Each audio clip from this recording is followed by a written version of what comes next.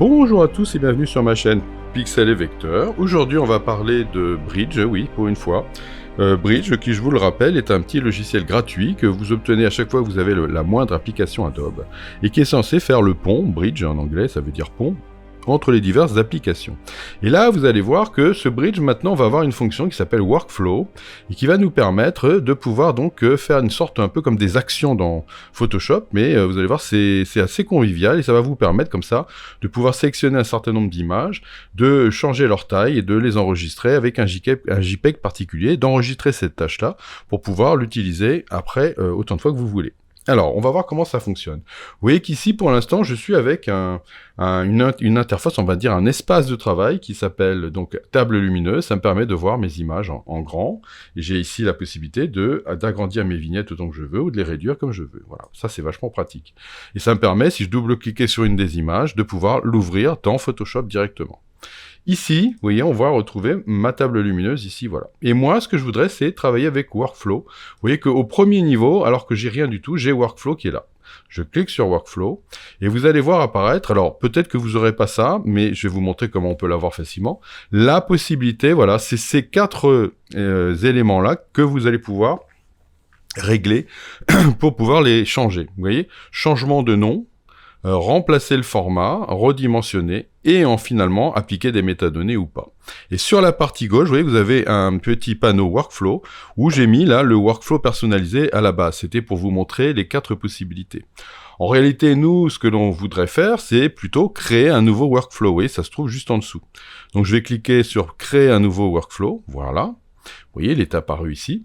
Et vous voyez qu'il va me dire, voilà, on peut faire ces quatre choses. Vous avez le choix, vous n'êtes pas obligé de faire les quatre. Vous pouvez lui dire que je voudrais directement faire un redimensionnement, par exemple. Nous, on va plutôt faire éventuellement les quatre à la suite. Et sur la partie droite, vous allez avoir le détail du workflow et vous allez commencer par le nommer, évidemment. Alors, le workflow, ça serait je sais pas quoi, votre action, votre travail, votre programmation, votre tâche. Moi, j'aurais envie de dire que c'est ma tâche. Voilà, et je vais mettre nom du paramètre prédéfini. Et ben, je vais l'appeler que, voilà, ce que je voudrais, c'est mettre ça en JPEG. Et je voudrais qu'il fasse 2000 pixels sur la partie longue. Alors, vous voyez, je peux mettre 2000 long, mais peut-être pour être encore plus explicite, même si ça a 2000, vous avez compris, on va mettre quand même PX, voilà. Et vous voyez, je mets en JPEG avec la partie qui est large à 2000 pixels. Et je vais l'enregistrer. Voilà. Et là, vous allez voir que dans la partie à gauche, dans le petit onglet Workflow, eh ben, j'ai JPEG 2000 pixels long qui est apparu. Et maintenant, il va falloir que je programme donc cette tâche. Alors, vous voyez que j'ai des options d'enregistrement du Workflow. C'est l'endroit où je voudrais que, systématiquement, ça aille se positionner. Donc, je vais ouvrir l'option d'enregistrement du Workflow. Voilà. Et je vais lui dire que je voudrais que ça s'enregistre dans un endroit un peu particulier. Voilà. Un dossier spécifique. Et ce dossier spécifique, il se trouve sur mon bureau. Alors ça, c'est moi. J'ai un dossier sur mon bureau qui s'appelle exportation, dans lequel je mets toutes mes exportations. Comme ça, je vais pas courir après, je les cherche pas. Elles sont dans ce dossier-là. Donc je sélectionne ce dossier, je fais ouvrir. Et vous voyez que maintenant, j'ai user, voilà mon Mac Pro, le bureau, et dans le dossier exportation. Donc tout va bien. Et puis éventuellement, vous pouvez ou pas, moi je vais l'enregistrer dans un sous-dossier. Voilà, et que je pourrais appeler, par exemple, eh ben, vous allez pas me croire, je vais l'appeler JPEG 2000 long. Voilà, parfait. Et pour gérer les conflits, c'est-à-dire que si éventuellement vous aviez plusieurs images qui avaient le même nom, eh ben vous pouvez lui dire que vous voulez créer un nom de fichier unique, c'est-à-dire que la deuxième, si par exemple la première s'appelle Anna 1, la deuxième s'appellera Anna 1. Voilà, comme ça, il y aura toujours un nom particulier. Vous pouvez lui demander de remplacer le fichier existant ou d'ignorer. Moi, je vais lui dire que je voudrais absolument qu'il me mette les deux de manière unique à chaque fois. Voilà, et définir la tâche, eh ben, ça va consister à prendre les tâches qui sont ici. Donc là, vous voyez, comme j'ai rajouté ça, je vais le réenregistrer. Voilà, et puis maintenant, je vais lui dire que je voudrais faire un changement de nom global. Et là, vous voyez que le changement de nom global, il va apparaître en dessous de tout ce que j'ai mis ici. Voilà. Alors, détail de la tâche, qu'est-ce que je voudrais comme tâche? Ben, je voudrais que, quand je fais comme ça un export, c'est-à-dire que je pars d'une image que je vais garder dans mon ordinateur et je vais simplement aller ajouter donc un JPEG avec une certaine taille, ben, je voudrais lui mettre un nom qui soit un petit peu différent. Donc, Qu'est-ce que vous avez ici? Je vais éventuellement lui dire qu'ici, je voudrais garder le nom actuel du fichier. Voilà, alors vous voyez, vous avez des tas de possibilités, je vous laisserai faire. Moi, je vais lui dire que je voudrais le nom actuel du fichier. Si vous voulez voir ce que ça donne, ça se trouve en bas, vous voyez, prévisualisation. Vous voyez, le nom, ce sera, pour moi, pour l'instant, c'est image. Et vous voyez qu'il me dit que le nouveau du fichier, c'est tout ça. Mais moi, je vais enlever tout ça, on va pas garder tout ça. Donc là, vous voyez, je vais lui dire nom actuel, voilà, ce sera le nom en lui-même. Nom plus extension, non, je vais mettre juste le nom. La case d'origine, pas de problème. Et puis après, ici, je veux pas de date et heure. Je clique sur la petite poubelle. Par contre, j'aimerais bien avoir un underscore, voilà, parfait, pour avoir un numéro de séquence ou, éventuellement, je peux mettre autre chose, ça dépend un peu comment vous voulez travailler. Peut-être simplement pour la beauté pour pouvoir vous montrer un petit peu comment ça fonctionne, je vais dire que derrière, je vais lui mettre en plus un texte. Donc, je vais avoir image avec un underscore, et puis ici, je vais lui mettre, par exemple, 2000, admettons. Voilà. Et puis après, je vais faire un petit plus. Je vais lui dire que je voudrais mettre ici un underscore, voilà. Mais éventuellement, j'aurais pu aussi le mettre 2000 underscore, c'est vous qui voyez. Ce serait peut-être plus simple. Je vais enlever ça, et je vais lui dire que je vais mettre 2000 underscore, voilà. Et puis après, je vais les rajouter, encore, non pas un texte, mais je vais lui rajouter, donc après, un numéro de séquence.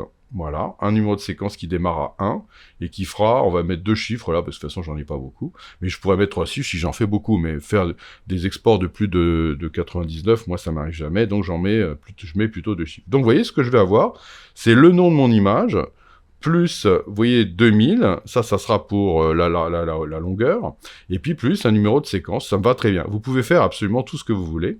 Et cet élément-là, je vais l'enregistrer comme une tâche prédéfinie. Vous voyez au-dessus, je peux lui dire que ça, au lieu de le faire à chaque fois, je vais me l'enregistrer. Donc je vais cliquer sur le petit bouton qui est là, et je vais l'appeler donc JPEG 2000 pixels long. Voilà. Voilà, ce sera la manière dont je veux que ce soit nommé quand je ferai des JPEG en 2000 pixels de long. Voilà. Parfait, voilà, ça y est, j'ai fini. Maintenant, ce qu'on va faire, c'est qu'on va lui dire qu'on voudrait créer, après qu'on a fait un changement de nom global, je vais cliquer sur le petit plus là à côté, nouvelle tâche, je vais lui dire que je voudrais remplacer le format. Donc, remplacer le format, vous voyez, une fois qu'on aura changé le nom global, on va lui demander de remplacer le format, voilà le détail de la tâche.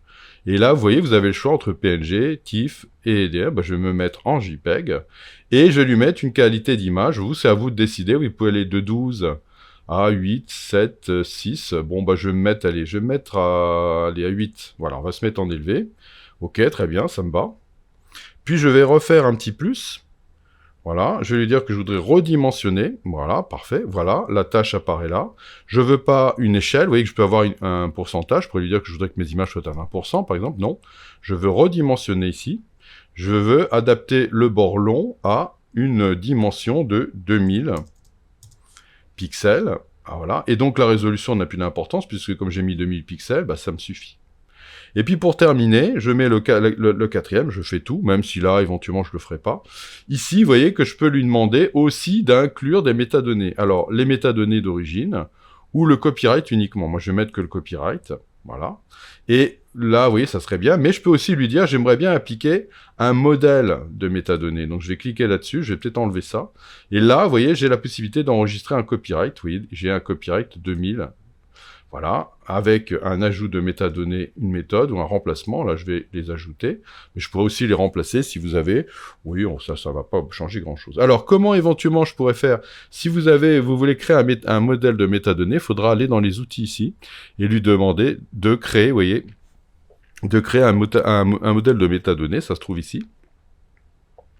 Là vous allez aller cocher ce qui va vous intéresser, et en descendant ici, vous allez tomber sur le copyright et l'état de copyright. Vous voyez, vous pouvez cocher l'état de copyright ici et lui mettre ce que vous voulez, créer un copyright et lui taper un copyright, mettre des noms, ce que vous voulez. Vous l'enregistrez ici en allant dans le petit menu et vous lui demandez d'ajouter, voilà, ou de charger, de remplacer. Vous voyez, vous avez tout ça à votre disposition après avoir enregistré. Voilà. Et puis à partir de là, une fois que vous avez fait votre modèle, il va apparaître dans la liste qui se trouvera ici. Voilà. Vous pouvez le faire ou pas, c'est pas du tout une obligation. Parce que les métadonnées, quand vous faites des choses comme ça qui vont aller plutôt sur un site internet, est-ce que vous avez besoin de mettre des métadonnées? À vous de voir. Voilà, maintenant je suis bon, je vais donc re-enregistrer tout. Voilà, je l'enregistre. Et vous voyez, ma tâche, elle est là. C'est un JPEG 2000 pixels de large. Je vais en faire une deuxième pour vous montrer qu'on peut faire des tris aussi au passage. Donc je vais en recréer un nouveau workflow. Alors je vais aller plus vite. Puisque là, vous voyez, qu'est-ce que j'ai envie de faire là? En fait, j'ai envie de faire la même chose, mais simplement, j'ai envie de changer que la dimension. Donc en fait, c'est bête ce que je viens de faire là. Vous voyez, j'ai créé un autre workflow un peu par réflexe, mais c'était pas une bonne idée. Donc le workflow qui est là, j'ai cliqué sur la petite poubelle. Voilà, je vais lui dire que voulez-vous le supprimer? Oui. Pourquoi? Parce que je vais prendre le workflow JPEG 2000 pixels de long, je vais cliquer droit et je vais lui demander de le dupliquer. Voilà, et ce JPEG là, qu'est-ce que je vais faire? Je vais lui dire que je voudrais mettre 1333 pixels de, et là, je vais mettre, c'est haut. C'est pour les images qui sont en hauteur. Voilà, donc ça c'est bon. Le dossier spécifique, il sera toujours au même endroit, sauf que là, on va le mettre dans un dossier qui va s'appeler donc JPEG 1333 haut. Parfait. Là, à ce niveau-là, je vais lui faire un autre paramètre ici. Donc, je vais lui dire ici que je voudrais changer le nom, c'est bon. Là, je vais lui mettre 1333. Voilà, numéro de séquence. Et là, je vais lui dire que je voudrais enregistrer ça en tant que, voilà, JPEG 1333 O. J'aurais pu mettre O simplement, hein, mais bon, voilà, vous avez compris. Voilà, parfait. Bon, ça c'est fait. Remplacer le format, je garde tout mon JPEG, il n'y a rien à faire. Redimensionner, c'est là que ça va changer. Je vais lui demander d'adapter le bord court, voilà, à 1333 pixels. Voilà, très bien. Parfait, il n'y a rien de particulier à faire d'autre. Et les métadonnées, j'y touche pas. Je lui demande d'enregistrer ça. Et à partir de là, je vais avoir une tâche à 2000 et une tâche à 1333. Super. Donc, si maintenant, je reviens sur mes images, je peux sélectionner, vous voyez, toutes mes images ici. OK. Et là, je pourrais aller lui dire, ici, vous voyez, j'ai la possibilité de filtrer. Donc, je peux lui demander de filtrer et de lui dire que je voudrais filtrer avec les orientations. Et donc, je vais lui dire que je voudrais filtrer en paysage. Et je vais avoir toutes les images ici qui sont en paysage. Je reviens dans mon workflow. Et ces images-là, vous voyez, elles sont sélectionnées. Je les prends, je l'emmène sur le 2000. Voilà, c'est fait. Parfait. Après, qu'est-ce que je fais? Je reviens filtrer ici. Je vais lui dire que je voudrais enlever le paysage et je vais mettre les portraits. Voilà, très bien, je les sélectionne. Je reviens dans mon workflow. Je les emmène dans cet élément-là. Voilà, parfait. Et à partir de là, j'ai mes deux tâches. Je démarre le workflow ici. Et vous voyez qu'il va me créer, voilà, mes deux éléments. 1, 2, 3. Vous voyez, ça va quand même assez vite. Vous allez voir.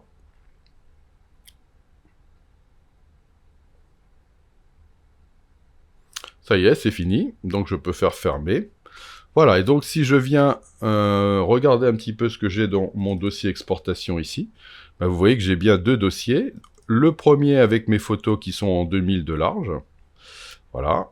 Et le deuxième qui sont avec mes photos en hauteur à 1033. Voilà. Donc vous voyez, ça, c'est vraiment ultra pratique. C'est un peu l'équivalent des actions dans Photoshop, mais je trouve ça très convivial, très agréable, parce que ça vous permet maintenant, vous voyez que maintenant que j'ai mes deux workflows ici, puis je peux remettre autant que j'en veux, je les ai là, je pourrais utiliser le bridge donc en mode donc par moi table lumineuse, parce que j'aime bien la table lumineuse, je pourrais donc faire ce que je veux ici, je pourrais les trier, pas les trier, faire ce que je veux ici, et à partir de là, j'ai plus qu'à passer dans le workflow et prendre les images qui sont sélectionnées et les glisser sur une de mes tâches particulières, ou voire plusieurs, puisque vous pouvez très bien glisser les mêmes photos sur plusieurs tâches à la suite. Et comme ça vous permet d'avoir quelque chose, voilà, d'assez rapide, de convivial, et si vous avez beaucoup d'images, vous le laissez faire et vous partez, vous allez chercher, vous allez vous faire un petit café, etc., le temps que ça travaille. Voilà. Bon, je suis sûr que ça va vous servir, ça c'est vraiment quelque chose de très très utile, et je vous dis à bientôt pour de nouvelles aventures sur Pixel et Vecteur.